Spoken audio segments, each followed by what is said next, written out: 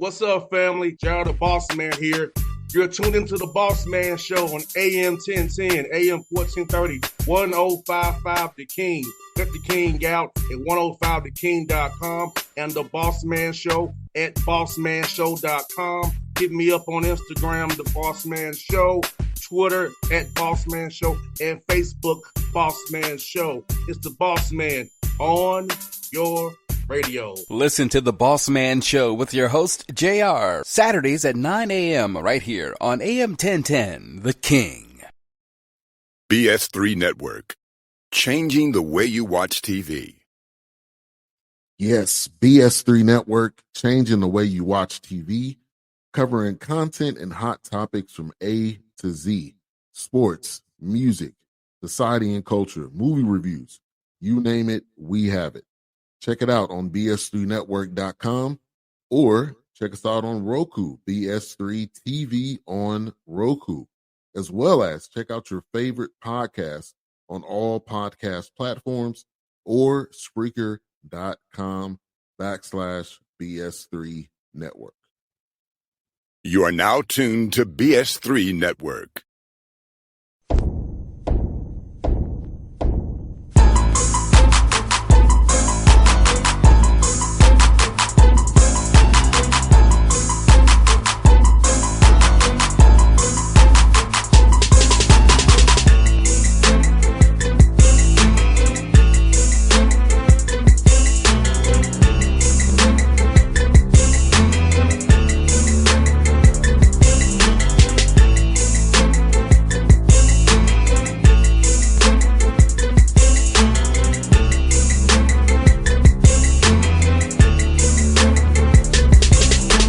What's up, family? Back on the Patrick Gayle Show here, episode 47. Doing our thing here, getting things going as we got back in the saddle again. The same rhythm. We're back, same convening. We're back. It was special guest on the show, Helen for the background of our ancestors from Haiti, not Haiti, but Haiti. John Camille Dubison on the Bossman Show, coach in Miami, going to Coach Gayle's friends. Coach Gayle, do your thing, brother. JR, thanks a lot, man. I just wanted to introduce. We call him Coach. You said it's government, JR. We don't say governments on this show, man. Oh, okay. You know, that's Coach. all good, man. They need to know, but that's all good. If you know my man, his name is Coach Doobie. Coach Doobie, I met Coach when he was coaching at Miramar High School. He's coached at every level. He has done a great job of not only coaching, training, but mentoring current pros, former pros, because he's old enough to have coached guys that have retired, and still coaching, in my opinion, future pros, because he has an announcement that just came out, and he's gonna link with another legend in South Florida coaching. But he's been my guy for almost 15 years. I was an assistant coach at St. Thomas University when I met him, and we recruited a young man for him, Laurel Beckford. And Doobie, Laurel only lost 8 games in his career at Miramar, correct? Yeah, he only lost 8 games in his career, made it to the state Final Four with a team that we, when you look back at the type of teams that we had at Miramar High with Coach Kelly and Coach Warren Gayle, that might have been, not to disrespect them, but that might have been our least talented team, as when you look back at the talent that we had. But they were one of the hardest working teams that we also had. So, Coach Gayle, Zach Johnson, who went to the University of Florida Gulf Coast and University of Miami as a freshman. Then we had Lance Tejada. He was a freshman as well. Ended up finishing up his career respectively. Both one went to New Orleans, one went to Ely. And then Lance is also finished up, started at Eastern Carolina, and then finished up at Lehigh. But, we had 2 freshmen that were really good. We had a kid named Louis Denalish that ended up going to Broward College, or St. John's River first, then Broward College. And then it was just a team that young talent, but we had some good senior leadership, and Coach Beckford or Laurel was part of that senior class that we had that, was tough. And, like I told you and Coach Maloney when I met you guys, he's a no-brainer. Like for me, when you guys were playing at St. Thomas, because the kid was going to work hard. And I knew, because of his Jamaican background and the way his father raised him, he didn't have a choice but to be good. And shoot, I think Laurel's also the all-time winningest player at St. Thomas University as well. I believe that. Not think, Doobie. Laurel has, I think, over a 70% winning percentage, and he's the only player in St. Thomas University history that has gone to the national tournament every single year of his career, all 4 years. So, that's just a testament to the type of kids and program that I've been a part of. So, and like you said earlier, announcement, I'm going to Miami Norland. I'll be Lawton Williams' assistant coach there. So, I'm just looking forward to getting back on that track, man. It's crazy that I leave one legendary program to go to another legendary program, and that's you never really see that. You know what I mean? And Coach Doobie's being modest because he also coached travel. Back then we called it AAU. Now it's travel, and he's coached some guys that have played in the league with that program. But the biggest thing, and he's also coached some NFL guys, some current NFL players as well. Miramar is very well known, and like Coach Doobie saying, he's going to Norland High School, which is also very well known for putting guys in the NFL and the NBA. But the biggest thing, I consider Coach Duberson my brother. The biggest thing is that when I first met him with Laurel, and Laurel, to describe him, JR, you'll appreciate this. He's a 6'3" center. He's kind of like a Draymond Green where he can do everything. But like Coach Doobie alluded to, he came in as a freshman where we had a guy that was an All-American senior that played for the Bahamian national team. We had in the world of transfer portals, we had two other, a Division I transfer, another high-level NAIA transfer, and a D2 transfer. So he was like the fourth big on the roster, but he figured out a way to get on the floor, and it was only because every time we gave him a practice rep, he did exactly how we taught the rep and exactly how we talked in film. Every time we put him in a game, he did exactly what we taught. And he did something that every coach is going to love. He rebounded. He didn't care about scoring. He wanted to rebound and defend. And he figured a way to get rotational minutes. And then when I took the job over his sophomore year, he started for me. And we went in my first game, we beat Florida Southern with him playing the center spot. And then, it went on from there from his career. And like I said, every year he has gone to the national tournament and has played minutes. So that's Doobie and what he used to get young people at an early age. So he actually develops talent. He is not the type of guy to bring guys in that live in a different city or live in a different state or recruit from travel teams. He'll take the guys that come in and he'll work with them and he'll develop them. And a lot of coaches, because of his development traits and because of his reputation, a lot of college coaches, when they come into South Florida, they're going to reach out to him first. Well, shoot, I don't even know what to say, man. But most of the time, those guys will call me to find out, certain things about certain kids. And, now I'm trying to get really back into that mode of knowing all the kids that, before I used to know from sixth grade on up. I was at the junior college level for a while too. So you lose touch with that type of recruiting, you know what I mean? Because you don't have to know the young kids at that point because you really fixated on what kid's not going to qualify, what kid's not going to make it, and boom. Whereas when you're in high school, you got to look at who's next because you're always preparing for the next group. And that's the type of approach, we'll take at Miami Norland now, and we'll develop and we'll find kids that need to be there. And I'm big on making sure the local kids who you're supposed to go to your school stay at your school. With today's era of college transport portal, there's a high school transport portal. Parents don't like the minutes. Parents don't like how you plan them. It's a lot going on. So we got to make sure the local kids in Miami Gardens that's supposed to be at Miami Norland stay at Miami Norland. And we develop those guys because that's one of the things that I've always admired about Coach Martin was he's always been able to win with kids that lived in his area. He doesn't have 7 state titles for no reason. You know what I mean? So, and even in my coaching journey, he's always been a mentor to me. So, that's just a testament now in my career where it's like, okay, it's time for me to step back and kind of refocus and re-energize myself in a different way. So when I do get that next head coaching job, I kind of know maybe some of the mistakes I made in my previous one recently, where I try not to make those same mistakes. A lot of people say I didn't make any mistakes, but there are some mistakes. If your AD or somebody questions how you coach or how you practice or how you handle things, you got to start looking back at that and do some self-evaluations.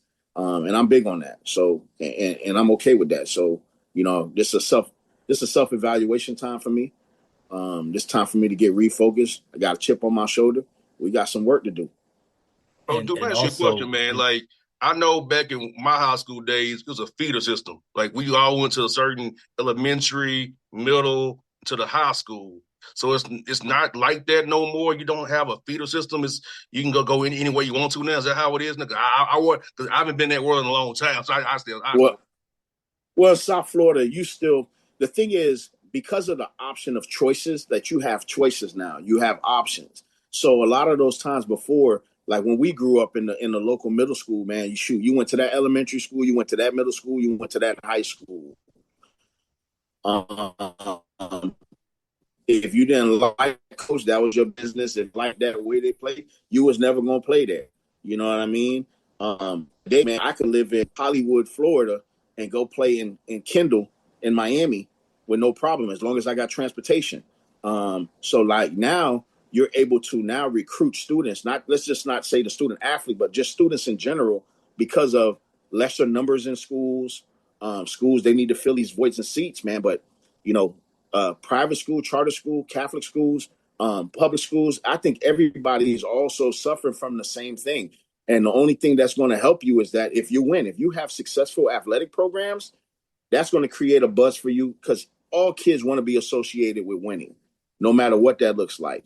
Right now in South Florida, the schools that I could say off the top of my head, when it comes to basketball, if they say they want your kid, more than likely they're going to get them. Calvary Christian, Columbus, Riviera Prep, Sagemont, St. Thomas. Who else? Am I missing anybody when it comes to the private school, charter school? Pines Charter. You got a gauntlet of those schools where, if they tell your parents, hey, you're gonna have a great education and you're gonna play. Most people in our situations are always gonna go with the education first, as they say, and then athletics. But if you're not winning, ain't nobody putting their kids in losing schools. With you there. That's a great point. Well, I was gonna add, JR and Coach Doobie, I was gonna add that with you doing all of this development and mentorship, you also have parents that, and it's funny that JR, you asked that question. Even though parents may not bring their kids to a certain school, they still want to have the most information they can gather to know which school. Yeah. And you're a mentor not only to young people, but also to the parents. So talk about also what you do in the community. I know I was a part of a couple of events that you helped Mr. Wesley Frater put on, and I know you are big in his basketball venue. So talk about what you also do in the community, because I think that needs to be said. What we do in the community, we do real life, real situational symposiums with student athletes and parents. We just had one recently in Palm Beach Gardens with a selected few of, I think, about 22 to 30 high school football players. And it's just matter of fact in real life. We get people on the panel from anywhere from financial advisors to agents to police officers, therapists. Everything a kid and parent kind of needs to know in today's age of athletics. And that's why Mr. Frater did it as a sports summit. And hopefully we can grow it bigger, where you can invite so many different levels of athletes, and then no matter what sport it is. But also one of the things that I know I did when I was recently at Monsignor Pace was connecting with the community leaders, making sure that kids, like we did a turkey drive with the city of Miami Gardens with Mrs. Wilson, who was a commissioner there. Every time they had something, they would call me and be like, "Hey, can you get your team out there? Come help us." And I think those kids need to see that. They need the help. They need to see that there's some people or kids who are in less fortunate situations. And I was at a private Catholic school, so if their parents made sacrifices for them to be in a better situation across the board. Community wise, I'm always my door's always open to anybody. Questions, help, thought processes of if I should go to this program versus another program.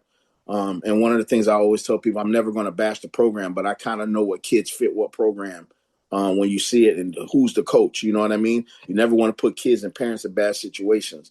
So those are the things I pride myself in and going to continuously do. Even when I was at Pace, if I didn't think a kid fit us, we didn't take them. You know what I mean? And that's the same thing we'll do at Miami Northern. If I don't think that kid could play for Lawton Williams or could fit that Viking life model that Coach Williams goes by, you got to be tough and hard nosed to play for Coach Lawton Williams, man. So if you're not that, and that's one of the things for me as well. If you can't do that, you can't play there. No doubt. And Coach, I'll ask you, man. Miami is one of the most expensive places to live in the country. A lot of people socioeconomic issues, and how do you all kind of deal with that issue? Because I know the real estate hustles in Miami are crazy. Every time I come there, it's like something new being built, and folks getting forced out, moving out. So how do you help parents and students with those issues when their living situations are crazy and their rents are out of control and try to get worried about school and playing ball at the same time? That's where you have to have I'm fortunate enough to have a strong wife to allow me sometimes to help kids out in certain families in certain situations. But we're also good enough to build communities within our own basketball community.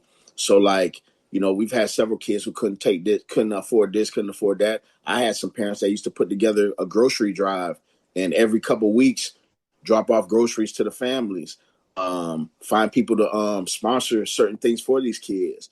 It's not easy. And like you said, South Florida is expensive. Matter of fact, one of my assistant coaches sent me an article that Miami is now 5%. It's 5% more expensive to live in Miami than it is New York City. And we all know traditionally New York City has always been very expensive for people to live there. Great place to visit, but to live there is tougher. And Miami is now 5% more to live here than there. So, you have those constant struggles. And I think a lot of parents and people do a lot of sacrificing. And it really comes down to it takes a village. We have to be that village. And when a student comes to you or a family comes to you that they can't do certain things, we have to be able to band together to help them, no matter what that look like. And just to follow up on that, it's funny because one of the symposium speakers was the AD for Miami-Dade, and she talked about the Teddy Bridgewater law, and that's why it's needed. And that's a great question, JR, because that cost of living does go to the parents. The student athlete gets affected by it, but it's even deeper than just on the surface. So what Doobie just talked about with kids being recruited away from schools, a lot of street agents and a lot of people will use that. They'll dangle cash, and a kid that's in a bad situation, man, they're going to take that money. I don't care what you say about integrity and character. Environment is everything. One of the things that I learned, from that symposium was my wife. She was a speaker and she's a mental health therapist. She's a family and a marriage and family therapist. And she talked about environment. Somebody had a question about, well, does your cortisol level go, any higher with this situation? And she said, well, the environment is a factor. Yeah. And I don't think a lot of people realize that. So with this, that's crazy that Miami has become 5% more expensive, because in New York, you'll get jobs that pay six figures. That's kind of the norm. You're going to get a salary in New York. That's not down in Miami. You're not getting the salary. You're not getting the salary, and you want to live that six-figure lifestyle. You got to remember that too.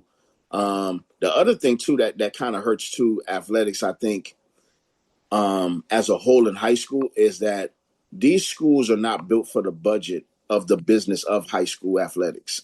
because high school athletics now has turned into college, and college has turned into the pros. And we all know what that looks like with NIL and everything else. So you got to think about it, man. You take over a high school program, and the first thing your AD does say, hey, man, we don't have no money, but if you want to do whatever you want to do, you either got to put the cost to the parents or you got to fundraise and get money. And a lot of times, man, you can't get $25 from people for a tournament, but yet you got parents that will take 150 to pay for a trainer. So like a lot of these narratives and things on a high school coach is tough because you don't want to tell people how to spend their money. At the end of the day, you want to spend your money on a trainer, cool, but I'm the high school coach. So I should be able to coach your kid up or train him enough to get him where he need to go to if you believe in what I do. Now, can kids get extra work? Of course, kids can always get extra work. But this is not the generation that will go out to the park and play on their own to get better. This generation, I need to be in the gym, put on the gram that I was out here working out, and I do a quick cap cut video with the music in the back, and we Gucci. No doubt, no doubt. And let me ask you this, Coach Dewey, like for me, it's like a lot of these parents are delusional about certain things. Like you paying $200. I've never owned a pair of Jordans in my life because my dad was like, I'm not paying for a name. I got Payless shoes. That's what he got bought me because he was, I'm not paying for a name. LA Gear, the light up shoes. You know what I'm saying? Like you ain't got $25 for a fundraiser, but you got $200 for some Jordans who gonna care nothing about you. So my dad gave me that financial piece early about what makes it you're just paying for a name. So what makes sense. That's why I'm now a car carrying member of Marshalls and TJ Maxx shopping because I'm not paying for Balenciaga and Gucci. I'm going to the outlet malls. But these parents want to, live that lifestyle, and that's why now I don't make what you said, but I live pretty nicely because I don't try to be more than what I am to have a nice job. You know what I'm saying? And I think these parents don't understand that these kids are so into this glitz and glam, and it may be good that the rappers don't have videos no more, Coach Dube and Coach Gayle, because the videos still popular like it was back in our day on BET and MTV. What we have be dealing with now, even worse. Yeah, again, man, it's a very transparent society right now. Is what has you done? I don't even want to say the word "what have you done for me lately." It's more of what can you do for me now. And if I don't see that you're doing things for people, then I'm not going to be part of society that can't wait for progress. You don't want to wait for the steps that it takes to get better. You want him to get better right now, or the coaches want ready-made players instead of putting in the time to develop kids. That's why now you don't see teams that have, like from freshmen, they get their ass whooped. Sophomore year, you get beat up a little bit. Junior year, now you start developing and being better, stronger. You understand the game a little bit better. You start winning a little bit more. And then, boom, your senior year, this team makes a run. You know what I mean? We don't see that stuff anymore because, shoot, it ain't happening. You get a kid who's a freshman who could possibly be very, very good, and he goes to a program and he doesn't start or he doesn't get the minutes he wants to as a freshman. That parent is taking him out of that school tomorrow. As soon as the season over with, because you can't transfer in the middle of the season. But if you could, a lot of people would. Now that kid goes over to somewhere else. That coach takes him, plays him all the minutes, but the kid still hasn't figured out how to play basketball. And I think that in our society, we don't let kids fail no more. We don't let them fall on their face and then try to figure it out. We're too busy as parents trying to, as soon as they almost falling, you throwing that pillow, which is yourself. And until we get back to those kind of things, just like, I remember Dawn Stanley, they were talking to her about certain things, and she was saying, parents got to let kids fail. You got to, we have to allow them to go through that process, because that's like if you have a baby or a kid and you never say no to this kid, for the first time that they hear the word no, they might lose their mind. I was going to say, Coach Doobie, because you coach guys that are now successful, doing different things. We referenced Laurel. Laurel's now a school resource officer doing very well. He's going to Yeah. retire a very, very, very wealthy person. And he's going to retire young. And he's going to retire young. But I, you know, again, this show is geared towards parents and young people. Talk about what that looks like when your playing career is done, that you've seen firsthand. I know that Laurel helped you out with coaching, but Laurel is the type, he'll call me, coach, I'm at the park. I got this kid, you know, I know you're going to develop a kid. He's just a little raw. And I love Laurel for that. Talk about what you've seen with guys that are now professional, you know, people in their business or whatever they're doing in their career. With most of the kids that I've coached, what I've always seen is the resiliency that they have. Because I'm a resilient person. My background is resilient. My culture is resilient. So, you know, a lot of the guys that we've coached, either if they're entrepreneurs, they own their own businesses, or they've gotten to the profession of law enforcement, firefighting, finances, whatever, coaching, whatever that looks like, it always goes back to how tough we were on them when they were young. And their parents allowed us to be tough on them. So that is a testament to the parents who trusted us, which I really appreciate. And then those guys also seeing us paying it forward as Black men, you know, and they don't, you know, one of the things that, you know, me and you, Coach Gayle, talk about it. I'm married. I've been with my wife for 20 years. We've been married for 13. And one of the things that I always want to show our young Black men is that Black love is real. So my wife is at everything that I do, so these guys don't get it twisted. Because if you don't have that queen behind you, you're not going to be able to move. Just like chess. That queen is a mug. You know what I mean? She got your back at all times. So we try to teach these men that once that, and I have a saying, the ball is going to stop bouncing at one point in your life. You have to be prepared for that. So however that looks, you know, we've had guys that continue to play overseas that I've coached, and I've had guys that through health issues and this, that, and the third couldn't play anymore. And they've had to make that adjustment of how they're going to live out in this society. And, you know, and again, Pat, we all know it's just like your kids. Your kids will never stop being your kids. They just grow older, just like you grow older.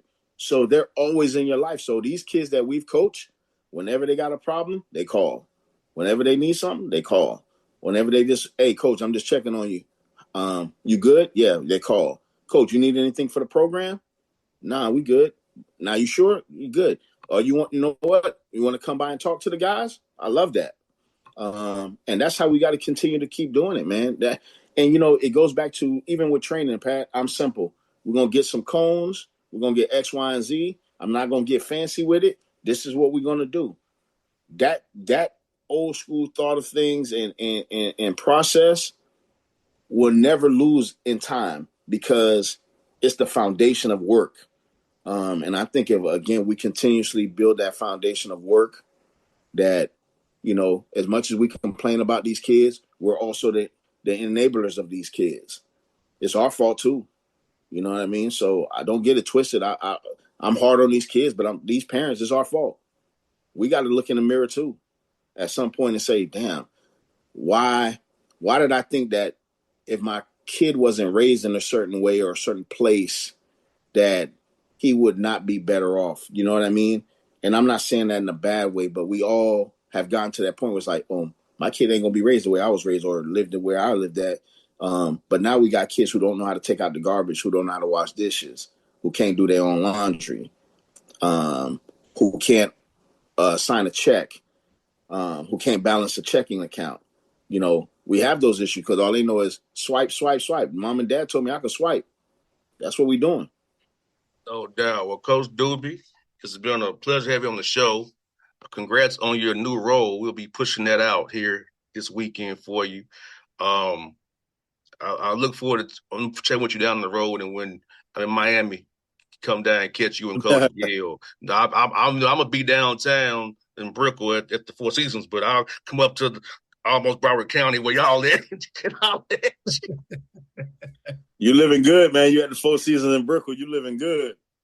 You're gonna have the palm trees behind you with the dolphins jumping out the bay, and the day flooding too. the day flooding, which I'm very like, whoa, this is interesting. Day flooding. No, the sun's out, no rain, but it's flooding. Beautiful. Hey, listen. Matter of fact, yesterday, just now, a few minutes ago, it was raining. I know when I walk outside, half the block gonna be flooded. Hey. And 15 minutes of rain. Yeah, so no doubt. Well, Coach, but I tell you what, man, I wouldn't trade South Florida for any other place. I've traveled a lot. I've been a lot of places, but South Florida is it for me, man. I know Coach Gayle has had his time in different places. I ain't doing that. South Florida is it. No matter what that look like. I don't care how high the price going. We're going to live in a garbage can somewhere. I'm saying out here. I hear that. Well, I hear that, Coach. Thank you for your time, Coach Duke. We'll talk to you down the road, brother. All right. I appreciate you guys, man. Y'all be easy. BS3 Network. Changing the way you watch TV. Yes, BS3 Network, changing the way you watch TV, covering content and hot topics from A to Z. Sports, music, society and culture, movie reviews. You name it, we have it. Check it out on bs3network.com or check us out on Roku, BS3 TV on Roku, as well as check out your favorite podcasts on all podcast platforms or Spreaker.com/BS3 Network. You are now tuned to BS3 Network. What's up, family? Gerald the Bossman here. You're tuned into the Bossman Show on AM 1010, AM 1430, 1055 The King. Check The King out at 105theking.com and the Bossman Show at bossmanshow.com. Hit me up on Instagram, The Bossman Show, Twitter at Bossman Show, and Facebook, Bossman Show. It's the Bossman on your radio. Listen to the Bossman Show with your host, JR, Saturdays at 9 a.m. right here on AM 1010, The King.